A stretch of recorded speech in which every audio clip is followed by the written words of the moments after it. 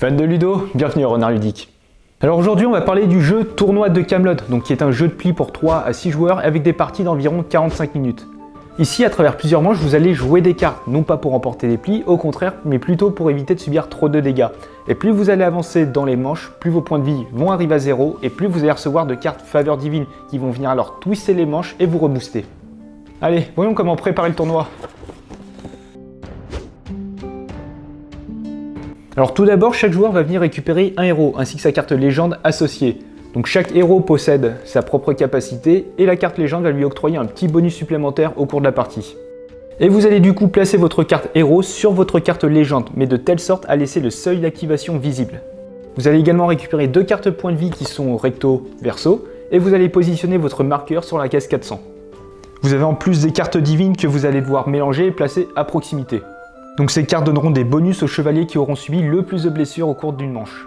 Et enfin, vous allez choisir aléatoirement un donneur qui va leur distribuer 12 cartes à chaque joueur. Et là, vous serez enfin prêt à démarrer votre combat. Le jeu va se jouer en une succession de manches jusqu'à ce qu'un joueur arrive à 0 points de vie. Dans ce cas-là, ça va être le chevalier qui aura le plus de points de vie qui sera déclaré le grand champion. Et juste avant de se lancer dans les règles, quelques mots sur les cartes armes qui sont divisées en 3 types. Vous avez tout d'abord les cartes armes standards qui sont numérotées de 0 à 15. Vous aurez des cartes épée, flèche, trahison et sorcellerie. Il faut savoir que chaque suite possède 11 cartes standards et 4 cartes poison qui vont infliger plus de dégâts. Vous avez également des cartes alchimie qui vont remplacer n'importe quelle couleur. Et enfin vous avez les cartes enchanteurs, à savoir avec 3 cartes merlin et 2 cartes apprentis. Et lorsque vous jouez ce type de carte, il va falloir choisir à la fois une suite, donc une couleur, et une valeur. Alors sachant cela, comment se déroule une manche ? Ça va être le joueur qui va se trouver à gauche du donneur qui va jouer la première carte. Ensuite, à tour de rôle, les autres chevaliers vont répondre à ce pli en jouant soit une carte de la même suite, donc de la même couleur, ou bien une carte enchanteur, à savoir les cartes Merlin et Apprenti. Mais si vous ne pouvez pas, et seulement dans ce cas-là, vous avez la possibilité de jouer une carte Alchimie. Et pouf, comme par magie, ça va prendre la couleur de l'entame. Et si vous n'avez pas de carte Alchimie, vous allez devoir défausser une carte face visible et ainsi perdre 5 points de vie. Pouf, c'est gratuit, et vous n'allez pas participer à ce combat. Et une fois que tous les joueurs ont joué une carte, intervient l'étape de feinte. Dans celle-ci, vous allez retourner toutes les cartes de la même valeur face cachée. Ces cartes vont être exclues du combat, mais par contre elles vont être utilisées pour le décompte des blessures. Et parmi les cartes visibles restantes, le joueur qui a joué la carte la plus faible va perdre le combat. Il va alors récupérer toutes les cartes jouées sauf celles dans la défausse et va placer cette pile de blessures devant lui. Et dans le cas où toutes les cartes sont retournées face cachée, vous allez les mettre de côté. Elles seront comptabilisées pour le combat suivant.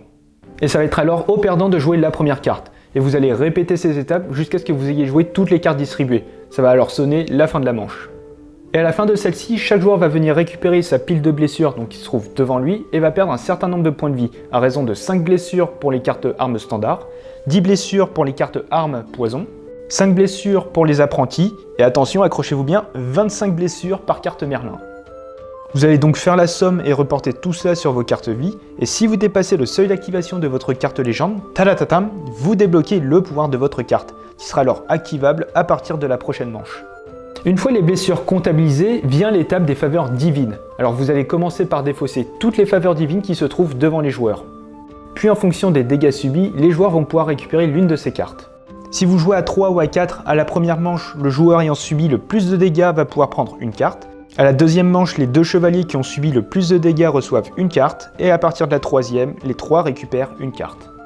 Sachant que le chevalier avec le plus de points de vie ne pourra jamais récupérer de carte faveur divine. Donc par exemple dans une partie à 3 joueurs, à partir de la deuxième manche, seuls 2 pourront récupérer une carte faveur.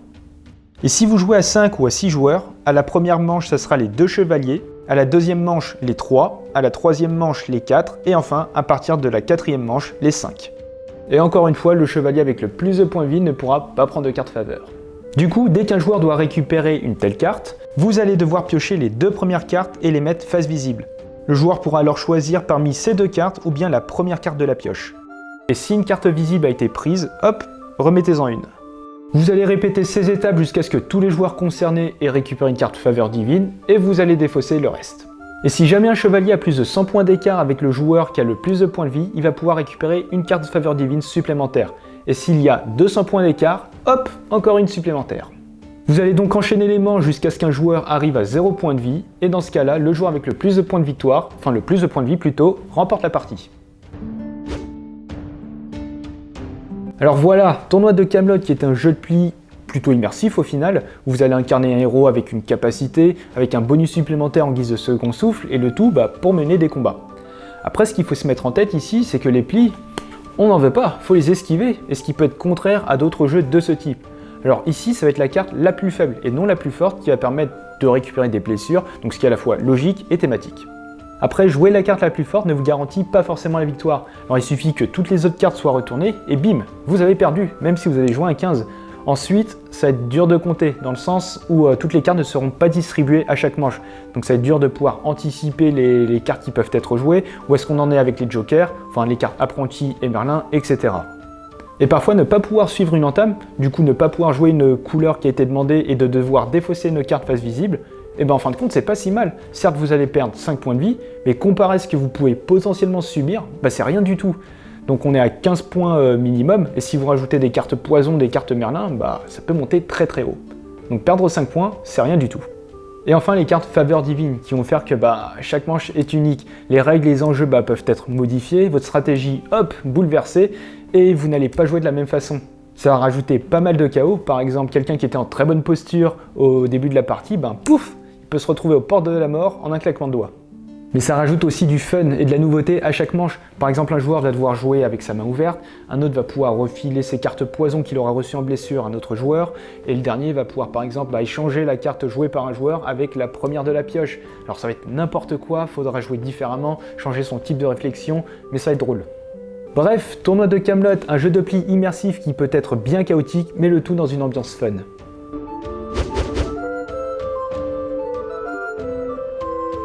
Et voilà, c'est la fin de cette vidéo. Vous savez désormais comment remporter tous les tournois. Alors si le jeu vous intéresse et que vous souhaitez soutenir la chaîne, n'hésitez pas à utiliser le lien qui est dans la description. Et vous pouvez toujours laisser un petit pouce bleu, commenter et vous abonner, ça fait toujours plaisir. Et sur ce, on se retrouve dans une prochaine vidéo. Ciao!